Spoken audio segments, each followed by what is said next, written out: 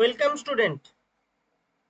আজকে যে বিষয়টি আমি তোমাদের সঙ্গে শেয়ার করতে যাচ্ছি সেটি এসপিএম সম্পর্কে, যার পুরো নাম হচ্ছে সাসপেন্ডেড পার্টিকুলেট ম্যাটার। তোমরা যারা ক্লাস 10-এর স্টুডেন্ট এবং তোমরা যারা ক্লাস 12-এর স্টুডেন্ট, তোমাদের জন্য কিন্তু খুব গুরুত্বপূর্ণ আজকের এই ভিডিওটি। পরিবেশের যে বিভিন্ন দূষণগুলি আছে সেই দূষণ রিলেটেড বিষয় হচ্ছে এসপিএম, বায়ু দূষণ রিলেটেড। এছাড়াও তোমরা যারা নিট পরীক্ষার্থী, অর্থাৎ নিট পরীক্ষার জন্য প্রস্তুতি নিচ্ছ, আগামী দিনে নিট পরীক্ষা দিতে চাইছো, তোমাদের জন্য খুব গুরুত্বপূর্ণ। কারণ এক ধরনের প্রশ্ন আসে left hand right hand matching এর, যেখানে বিভিন্ন ডিজিজ রিলেটেড বিষয়বস্তুগুলি থাকে এবং কোনটি কোন পলিউশন রিলেটেড ডিজিজ সেখানে কিন্তু খুব ইম্পর্টেন্ট। ওকে, বেশ, তাহলে ভিডিওটি শুরু করা যাক। আমি একটু কালারটাকে চেঞ্জ করে নিই। আচ্ছা, তাহলে আমি কি বললাম, এই নিট পরীক্ষার্থী তোমাদের জন্য কিন্তু খুব ইম্পর্টেন্ট আজকের এই ভিডিওটি। কেমন? বিশেষ করে এই জায়গাটায় নিট পরীক্ষার্থীদের জন্য এই জায়গাটা, এবং পরের যে স্লাইডটি দেখাবো আমি সেখানেও কিন্তু এই নিট পরীক্ষার্থীদের জন্য খুব ইম্পর্টেন্ট। ওকে, তাই আজকের ভিডিওটি ক্লাস 10, ক্লাস 12 এবং নিট পরীক্ষার্থী তোমাদের সকলের জন্য গুরুত্বপূর্ণ। ভিডিওটি শুরু করা যাক।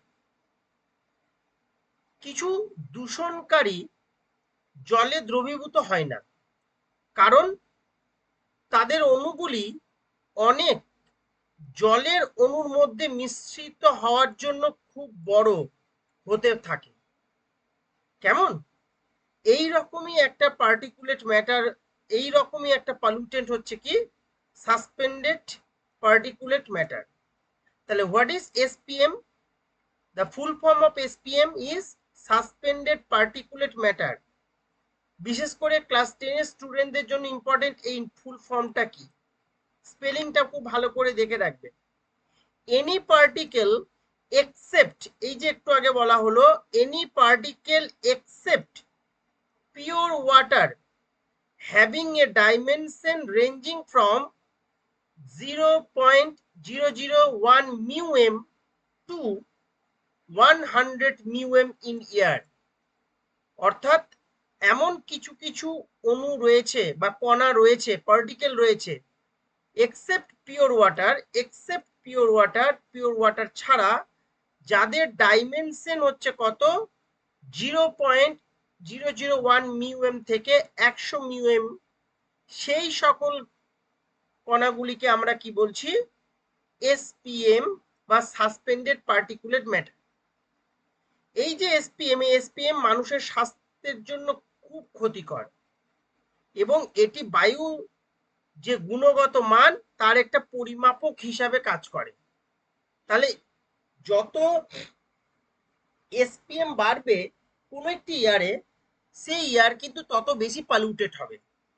তাহলে বায়ু দূষণের জন্য যে বিভিন্ন প্যারামিটারস গুলি আছে, এসপিএম হচ্ছে তার মধ্যে একটা। শহরাঞ্চলে বিশেষ করে যেখানে জীবাশ্ম জ্বালানি ব্যবহার করা হয়, এমন কিছু কিছু ইন্ডাস্ট্রি রয়েছে, এমন কিছু কিছু ফ্যাক্টরি আছে, এমন কিছু কিছু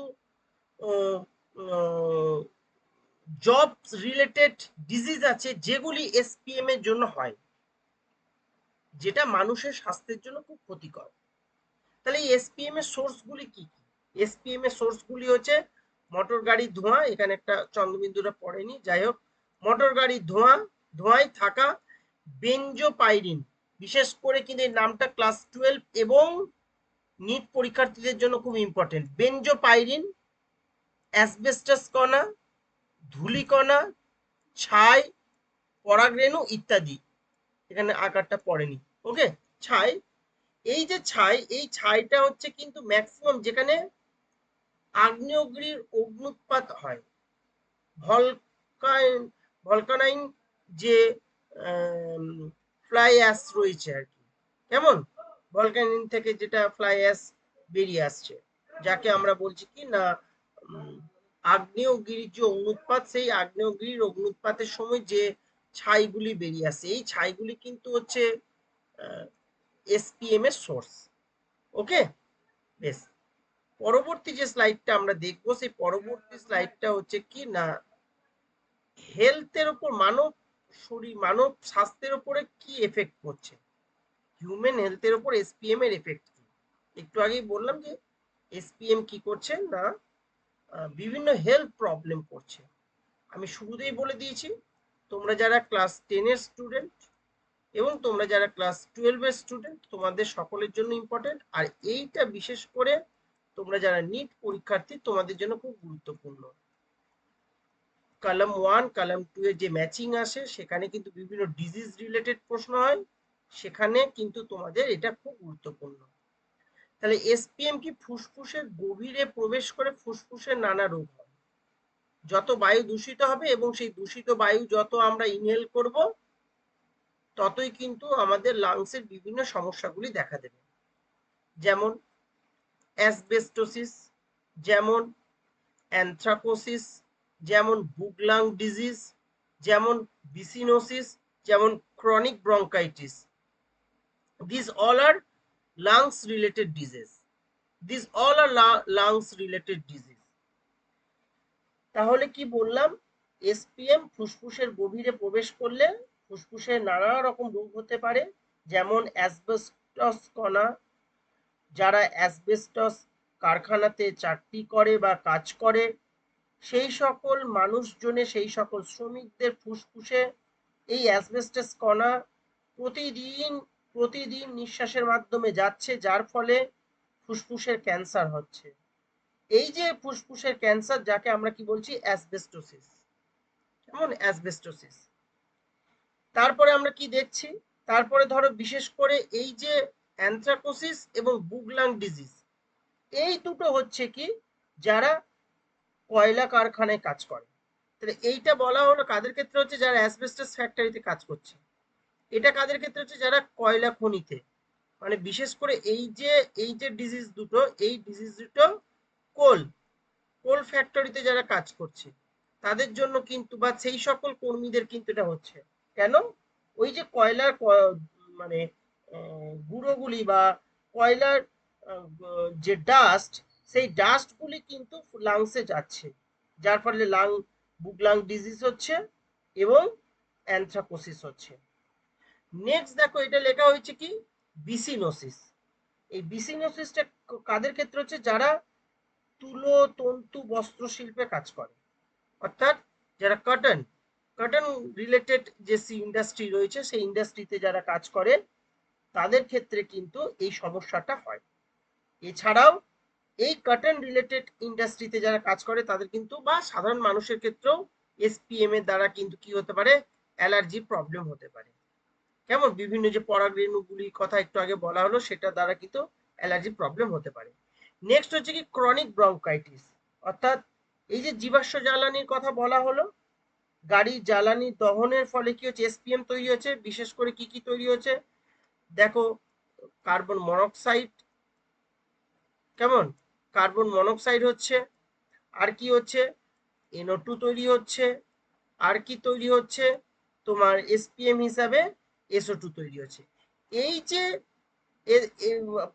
মানে এই যে পার্টিকেলগুলি, এই পার্টিকেলগুলি কি করছে না, ক্রনিক ব্রঙ্কাইটিস তৈরি করছে, যেগুলি দিস অল আর এসপিএম।